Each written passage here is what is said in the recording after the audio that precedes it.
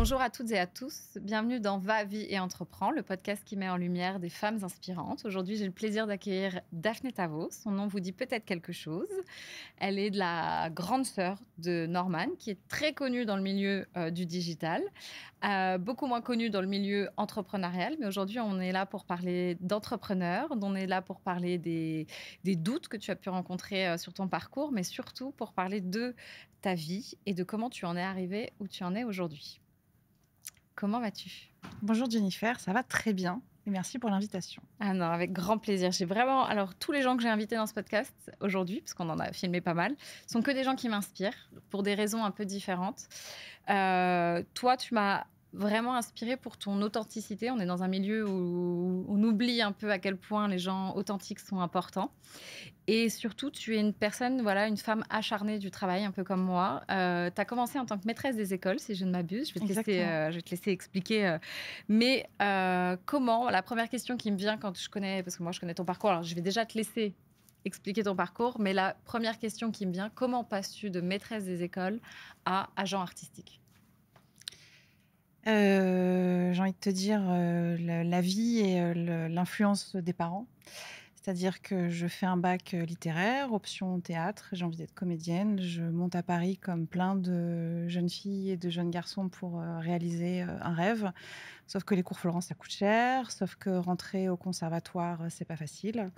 Parce que pour remettre dans le contexte, toi, tu viens du nord de la France, c'est ça ? Je viens du nord de la France avec un petit passage en Bretagne. Okay. Je passe mon bac à Landerneau, dédicace à tous les Bretons. et je m'inscris à la fac, à la Sorbonne Nouvelle, en parcours théâtral. Donc, tu n'avais jamais vécu à Paris ? Jamais de ma vie. Donc, gros choc ?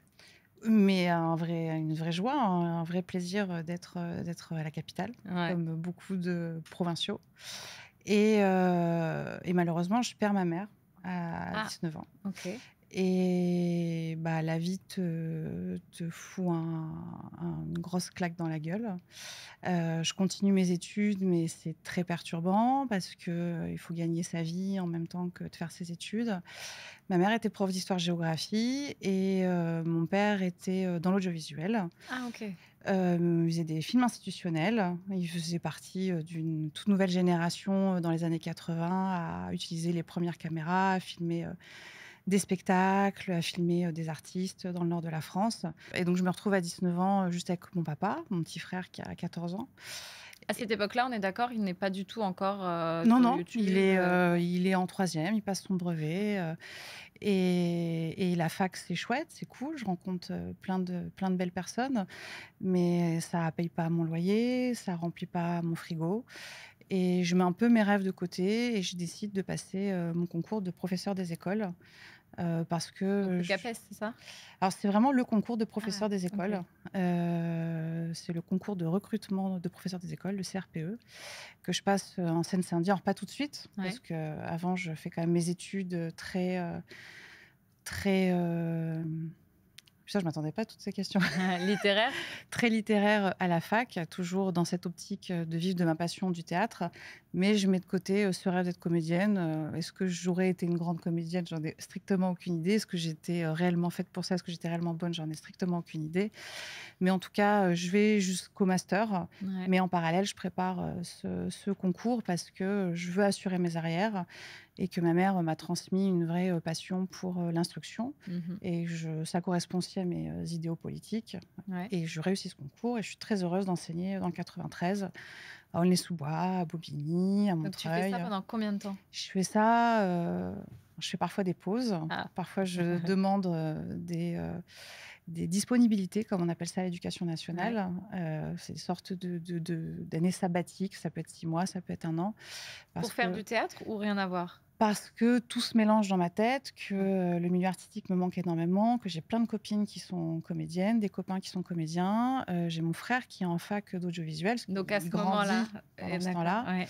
Et je me dis, il faut que je trouve un moyen pour raccrocher les wagons et réussir à remettre un pied dans le monde artistique.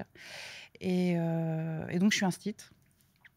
Et je crée ma première agence artistique qui s'appelait à l'époque Vacarme en tant qu'auto-entrepreneuse. Donc, on est d'accord que tu gardes ton métier, Oui, on va dire plus classique oui, et à côté tu travailles et tu montes ton c'est ça, je entreprise? fais les 2. C'est-à-dire que quand je suis en petite section et que je surveille des enfants, dans le dortoir, j'envoie des mails en même temps pour, proposer des comédiens, à des castings. Donc Donc quand tu lances Vacarme, c'est ça? vacarme, Vacarme, c'est ça? vacarme, faire du bruit. Ah! Donc quand tu lances Vacarme, est-ce que, tu as déjà plusieurs talents ou tu vas devoir en recruter?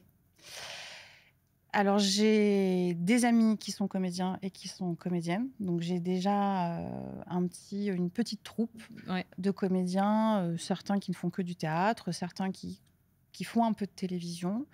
Vraiment, c'est du démarrage, il y a beaucoup de développement à faire, mais surtout, j'ai la chance d'avoir un petit frère qui démarre sur Dailymotion à ce moment-là Ah! et donc j'ai très envie et je m'intéresse forcément aussi, à ses amis, créateurs de contenu. Donc on est vraiment au tout début, Ah des bah oui. vidéos sur internet. On est en quelle année là pour resituer à peu près? On est, vers, 2008-2009. C'est OK. pas très précis dans ma tête. Je lance l'agence Vacarme et très vite, j'ai l'envie, d'y intégrer, des créateurs de contenu.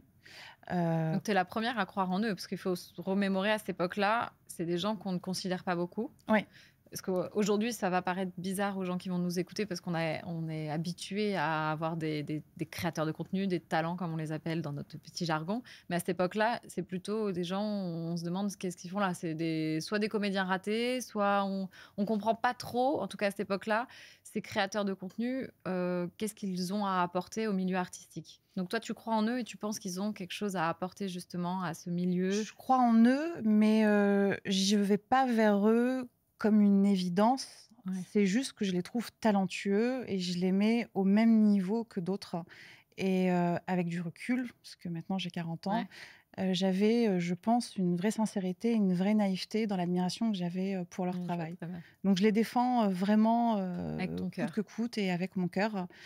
Je me dis pas, «Ah, il y a un truc à faire avec eux», pas du tout. Je sais pas où ça me mène. Je me rends pas compte de l'argent que peut générer YouTube. Ah bah, surtout à cette époque-là, ça Ça n'a n'a rien à voir bien avec sûr, c'est pas l'argent, aujourd'hui. tu le fais par C'est ça passion et et surtout qu'il existe déjà des networks, pour ceux qui s'y ouais. connaissent un petit peu. Donc à l'époque, il y avait Studio Bagel, Il il y y avait avait Studio Bagel, il y avait Golden ah oui, Moustache. Golden Moustache, exact. Il y avait aussi une régie, chez TF1, Studio 71, Ouais. me semble-t-il, qui gère les opérations commerciales, de ces talents, qui gère aussi les chaînes YouTube de ces talents. Donc moi, j'arrive, En outsider. en me positionnant comme, agent artistique et mon objectif, c'est de les amener vers d'autres plateformes que sont la télévision et le cinéma. Mmh mh. Je suis née dans les années 80, donc moi je crois toujours, en ces plateformes Ouais, mais je reste convaincue qu'on peut faire une carrière sur internet, mais c'est qu'on peut ça. tout faire. Tu voulais vraiment cette Oui, complémentarité des oui médias, et eux, ça leur plaît. Certains sont, très bons auteurs, d'autres très bons réalisateurs, d'autres très bons comédiens. Donc j'y crois énormément.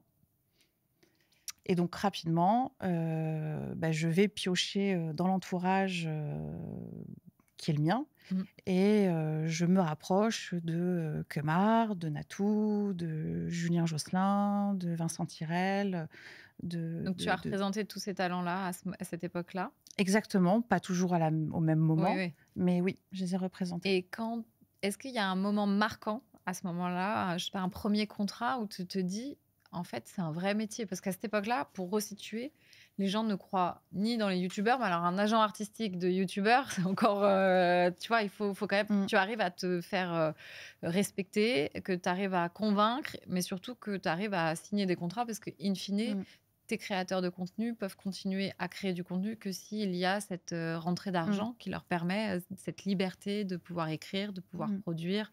Est-ce qu'il y a un moment marquant où tu t'es dit: «En fait, on ne nous prenait pas au sérieux, mais c'est plus qu'un métier, ça, c'est du temps plein pour mmh. moi, c'est du travail, c'est» Il y a pas de moment marquant, c'est sur la continuité, c'est, la méchanceté, des directeurs de ah! casting quand j'avais des retours sur certains. Ils étaient peut-être pas tous très bons, elles étaient peut-être pas tous toutes très bonnes en casting, mais quand tu as des directeurs et des directrices de casting qui t'appellent en te disant j'ai saigné des oreilles quand ton comédien jouait. Pour qui se prend-il parce que il connaissait mal son texte, alors que c'était sincèrement le stress. On a l'impression, quand je le filme, qu'il est dans sa chambre, parce qu'il y a cette expression est restée pendant des années. Ils Ah se oui. filment dans leur chambre. Faut pas oublier qu'ils étaient tous majeurs, ils avaient tous des apparts et déjà ils tournaient dans leur salon, donc Et en plus, choisissons la bonne pièce. puis en plus, c'était souvent des studios qui s'étaient recréés, c'était pas Oui, oui, toujours, oui. pour Rapidement, certains. il y a eu des studios. Donc ça a été super difficile. Les interviews, on sait tous, hein, chez Ruquier, Chez Ruquier, ouais. chez Ardisson, Léa Salamé qui avait été terrible lors d'interviews, notamment avec Natou, alors qu'ils étaient en train de sortir des livres. Alors oui, c'était très entertainment, oui, c'était très populaire. Et alors? Oui, et alors? Ils apportaient quand même, de la gaieté dans la vie des Exactement. gens. Et donc c'est plus sur du long terme parce que, plus eux grandissaient et gagnaient en notoriété, plus les directeurs de casting, changeaient de discours et retournaient leur veste. Et on est en Ah, 2024 aujourd'hui et on voit à quel point ils sont sollicités et ce que j'adore, c'est que ceux qui sont les plus influents aujourd'hui clairement. refusent d'aller faire du cinéma ou de la télé Ou de la parce télé, que surtout de la télé. voilà. Aujourd'hui, il y a un espèce de on se le dit pas, mais tout le monde se dit: «Non, en fait, vous avez pas voulu à l'époque où on avait besoin que vous nous aidiez à nous mettre en avant sur nos projets, vous Mmh, nous acceptiez pas sur les plateaux. Aujourd'hui, vous avez besoin de nous pour faire des audiences sur vos plateaux, donc on, c'est ça. non, ça, c'est tout à leur honneur. C'est difficile parce qu'on c'est un monde très, concurrentiel. Quand tu me dis les retours que tu avais des directeurs de casting, quand tu te remets à l'époque où toi-même tu voulais être Mmh. comédienne, est-ce que ça t'a écœurée et tu t'es dit: «Heureusement que j'ai pas été comédienne parce que j'aurais peut-être pas eu les épaules pour supporter ces retours qui sont d'une violence», alors d'une Mmh. violence quand c'est tes talents, mais alors quand Ouais. c'est pour toi? Alors l'agent est censé te protéger, Mmh. donc tu leur fais jamais ce retour, de manière aussi violente et frontale, comme ça. Mais je vais un petit peu digresser, il y a pas que, ce qui m'a écœurée, c'est pas seulement les retours très difficiles parce qu'ils avaient un jugement, de prime abord sur ces talents-là. C'est au global, la discrimination qui est faite, dans ce milieu et je vais pas jeter la pierre aux directeurs de casting parce qu'ils font partie d'un système, Mmh. qui pas dire qu'ils ne maîtrisent pas, mais Ça les un système dépasse, qu'ils subissent, mais voilà, bien qui les sûr. dépasse. Et c'est-à-dire que quand ils sont à la recherche d'un comédien ou d'une comédienne, noire, arabe, d'origine asiatique ou que sais-je, c'est extrêmement stigmatisant et quand toi, en tant qu'agent, Tu veux tu crois en une comédienne, qui est de couleur noire et que tu la proposes et qu'on te répond, «Ça n'est pas ouvert aux minorités», c'est très dur. Donc de manière ouais. plus générale, c'est un milieu, qui est très particulier et quand je parlais tout à l'heure de mon métier, Mmh. d'institutrice pour Ouais, employer ouais. un vieux terme, là je m'y sentais bien parce que c'est ce que je t'ai dit au Ouais, début, ouais. ça correspondait à mes idéaux et notamment politiques et là ce qui m'écœure, c'est que d'un seul coup ça correspond plus Plus du du tout tout à tes valeurs, à mes valeurs et je représente des créateurs de contenu qui se font tout seuls, mmh. qui peuvent exister grâce à un média qui est tout nouveau, qui est internet Mmh. et les castings te rappellent à la dure réalité de l'élitisme, du cinéma et de la télévision Ah, clairement. et ça, c'est écœurant. Mais ça change. On est d'accord que quand même, là, Pas on arrive. énormément non plus. Ah ouais? Moi, je trouve que ce qui change, c'est la puissance des créateurs de contenu et j'ai envie de dire les bons. Il y a Ouais, à boire et bien à sûr. manger sur internet. Il y en a beaucoup qui copient, Ouais. d'autres et ça, c'est clairement nul. Ouais. Mais dans les bons et ceux qui sont originaux, oui, ils ont cette force-là. Mais à la télévision et au cinéma, je trouve que c'est encore Très très, très, très fermé. difficile. Je pense qu'on tend à changer dans ce milieu-là. Maintenant, comme tu dis, on subit un système. Mmh, C'est un paquebot, ce système, on a du mal à le faire changer de trajectoire. Mais avec la nouvelle génération, comme Inox, pour pas le citer, mmh, tu vois, avec Kaizen, quand il lance et comment il remplit des salles de cinéma, je veux dire, il prouve quand même oui, que tout seul, enfin, ils ont quand même fait tout ouais, seul. Alors, bien sûr, il y a de la coprod, etc. Mais je veux dire, c'est quand même des jeunes. Il y a encore, allez, 5 6 ans, tu t'attends pas à ce qu'ils arrivent en une journée à remplir, ouais je ne sais combien de salles, et d'être diffusé sur TF1, c'est incroyable. exceptionnel. Cinéma, télé, YouTube. Mmh, À l'époque, nous, on a connu l'époque où on nous disait: «Non, mais si c'est en cinéma, je le prends pas en télé, mmh. si c'est» là, dans tous les médias, les canaux dans lesquels il a diffusé son documentaire, ça a fonctionné. Il a tout D killé. Ouais, donc ça prouve que l'audience, elle est pas la même sur ces différentes Mmh, plateformes et qu'on peut aller toucher toutes mmh, ces audiences. C'est juste qu'il faut ouvrir les portes, voilà et laisser sa chance, c'est ça. aux jeunes générations. Mais du coup, pour en revenir à ton parcours, après Vacarme, qu'est-ce qui se passe? Alors après Vacarme, c'est assez, incroyable. Comme dans un rêve ou une série, l'assistante, une des associées de Bertrand Delabé, qui est un grand nom du cinéma, français, qui est, fondateur, dirigeant et agent artistique, dans les agences. Toi, tu connais, Et très bien. Mais moi, je heu, connais très bien Bertrand parce qu'il a été notre agent.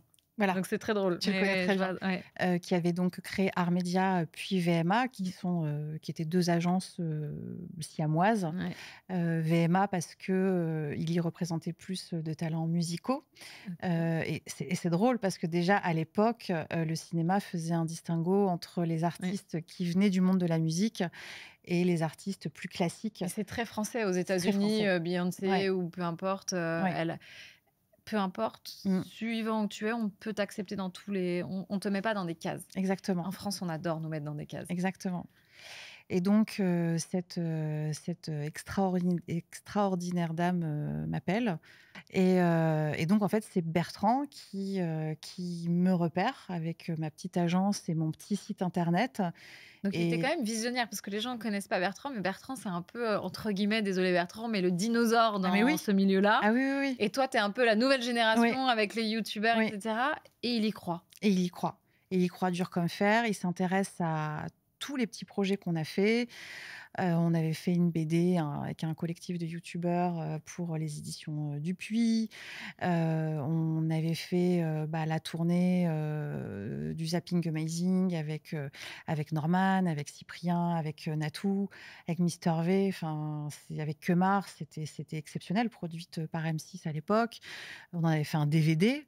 Ah ouais, quand même. Et en fait, il regarde tout ça, méticuleusement. Il regarde aussi, les apparitions d'un tel et d'un tel, au cinéma et à la télévision. Et je précise qu'à ce moment-là, je suis toujours pas l'agent de Norman, Ah parce oui, qu'on ne veut c'est pas travailler important. Ah oui, ensemble. oui, c'est important. Ouais. Tu ne gères pas ton Non, frère. jusqu'à Artmedia et Et VMA, je ne le gère pas. évidemment que tu as un regard, j'imagine, en tant que frère et sœur, Oui, bien il doit te sûr, oui, parler de oui. ses angoisses, et cetera, mais tu ne veux pas être mêlée à sa carrière à lui, donc Ouais, on veut pas mélanger nos vies professionnelles et nos vies, personnelles. ouais, mais Voilà. c'est très J'avais déjà géré, la bourse étudiante, ça m'avait suffi à je l'époque. comprends. Et du Voilà. coup, à ce moment-là, tu rentres donc chez Ouais, VMA. je rentre chez VMA. C'est racheté? Comment se passe, cette passerelle? Je peux dire aujourd'hui que j'espère être rachetée à ce moment-là. Ouais. Pour la première fois dans ma carrière, je pense que j'ai des dollars à la place des pupilles, mais ça va pas du tout se passer comme ça. Ah, OK. Parce que bien évidemment que Donc mon toi, tu es chiffre la d'affaires gentille? oui et puis mon chiffre d'affaires, il est quand même très bas parce que moi, Oui, les opérations commerciales des youtubeurs, je ne les gère pas. Elles sont bien gérées sûr. par les networks. Ouais. Donc les grosses sommes d'argent, elles sont là-bas. Parfois, je vais un peu dealer quelque chose, mais moi, je prends que 10. Oui, Moi, bien sûr. Toi, moi, tu es la vraie, voilà, comme à l'ancienne, on avait une c'est ça. réglementation quand on était agent artistique. Exactement, On ne pouvait pas être agent artistique exactement. sans avoir ce certificat, si on C'est peut ça, appeler ça un certificat. Et donc, toi, à l'ancienne, c'est 10%. Parce que le métier a exactement. un peu changé. Tout le monde se dit agent et il n'y a plus Ça de a bien changé, pourcentage. Ouais. c'est ça. Mais les vrais agents artistiques, on les reconnaît à ça, d'où la série d'ailleurs 10%. Oui, On avait le droit de toucher que 10%, mais de tous les revenus oui, de nos talents. c'est ça, exactement. Et on discute, longuement avec, Bertrand et je viens, de mon métier, de professeur des écoles où je gagne, Oui. péniblement, 1 900 € net, par mois et encore à ce moment-là, je n'ai pas d'enfant et donc je fais des études le soir plus des cantines. Ouais. Je dois atteindre peut-être 2 000 € net par mois et j'en suis très heureuse. Oui, bien sûr. Et là, on me propose, presque le triple pour aller travailler chez Artmedia et VMA. Je dis oui tout de Oui, suite, bien sûr. Tu te poses dans pas des la question. conditions de travail extraordinaires, avec une assistante, accès, à tous les castings, à tous les producteurs, aux plus grands réalisateurs. Enfin, c'est juste incroyable et Vacarme, à ce moment-là, a même pas 2 ans, Ah oui. d'ancienneté. Ah oui, oui. Donc, Donc vraiment, c'est incroyable. c'est une aubaine, incroyable. J'ai énormément Donc appris. tu deviens salarié. Je deviens Donc tu salariée, es passé de salarié. Tu as monté ton entreprise je suis et passée de fonctionnaire ah oui, de pardon. l'État Oui, fonctionnaire de à l'État, auto-entrepreneur et à employé. salarié, cadre sup chez Ouais, Artmedia. En super. l'espace de 5 ans, parce que ouais, en plus de 5 ans, parce que je crois que j'étais enseignante à 24 ans et j'arrive chez Artmedia, je crois que j'ai 29 ans, quelque chose comme ça. Donc là, tu te dis: «Waouh, qu'est-ce qui m'arrive?» Ouais, mais tu sais, je pense que tu Oui. tu connais le truc. Quand Très tu le bien vis, même. tu t'en rends pas compte du tout, en C'est fait. souvent maintenant quand Ouais, on c'est avec du recul, mais c'est hein. surtout qu'on a des vies quand même les gens se rendent pas compte parce qu'on montre on montre beaucoup et en Mmh. même temps on montre, Ouais, rien. Mais c'est des vies à 400 à l'heure. On ouais, passe beaucoup, beaucoup de temps avec nos ordinateurs, de ouais. téléphones et cetera et du coup on perd à un moment la satisfaction, là je suis en Mmh. train d'écrire un livre, tu vois? Et c'est un des chapitres de mon livre, c'est pour ça que ça me parle énormément, c'est il faut savourer chaque petite victoire. On oublie de Ouais. savourer on attend une énorme victoire, mais Mmh. qu'en fait, parfois, on l'a déjà passé Mmh. cette énorme victoire. Mais comme Mmh. on est déjà dans qu'est-ce qu'on doit faire Mmh. après, et puis en plus, on a des métiers, on est dévoué pour les autres, donc on a du mal à s'auto-centrer sur Ouais, qu'est-ce qui nous arrive à nous. Parce que nous, notre objectif, c'est plutôt eux, c'est c'est clair. qu'est-ce que on va arriver à leur apporter, Mmh. etc., etc. Donc ça, c'est. Mais en vrai, pour un agent artistique venu de nulle part, c'est incroyable. Mmh. Moi, je reçois beaucoup de questions. Comment devenir agent Ouais, artistique? Et c'est une question auquel j'ai du mal à répondre. Alors, je ne sais pas si toi, tu es capable d'y répondre, mais ouais. parce que le vrai agent artistique d'agence comme Mmh. PMA, etc., aujourd'hui, comment ils recrutaient leurs stagiaires? Comment, tu vois, Ouais. tu viens quoi? J'ai un réseau, Qu'est-ce qu'ils faisaient qui recrutaient telle ou telle personne? Moi, je suis arrivée par un biais, inattendu Ouais, parce clairement. que j'avais des talents, originaux, on va dire Ouais, ça comme ouais. ça aujourd'hui. De ce que je voyais, de ce que j'ai constaté, il y a énormément de pistons déjà. Ouais. C'est un milieu très fermé. C'est un milieu extrêmement fermé, donc beaucoup d'assistantes, arrivent là parce que leur père, connaît un tel, Ce qui est très bien montré dans la série, ah oui, 10% oui, d'ailleurs. et d'ailleurs 10 est totalement inspiré de Armédia et VMA Ouais, puisque Dominique Besnéard était agent chez Armédia ouais. et qu'au moment de la diffusion de la première saison, moi, j'intègre, Ah, c'est Armédia. à ce moment-là que tu intègres. C'est Ah, c'est ça, drôle. et donc le lendemain de chaque diffusion sur, France 2, on se débriefe, enfin moi j'écoute en Bah, oui, fait, oui, oui. tout le monde débriefe la série et on me raconte les vraies histoires qui ont inspiré chaque épisode Ouais. et c'est pire. Ah, bah, oui, c'est Enfin sûr, ils et ont été ah obligés, on oui, peut pas, bah, et oui, c'est ça c'est sûr. extrêmement édulcoré et quand les gens disent: «Mais c'est vrai», je dis: «Mais c'est pire en Ah fait, oui, oui, ça c'est c'est pire, clair. c'est pire, c'est pire». Mais toi, tu Pire arrives dans quand les même, dans dans oui, les dans oui, les oui, dans bien les sûr. dans tous les sens, hein. Parce qu'il y a du extrêmement positif dans ce Oui, milieu oui. et du très négatif dans ce milieu.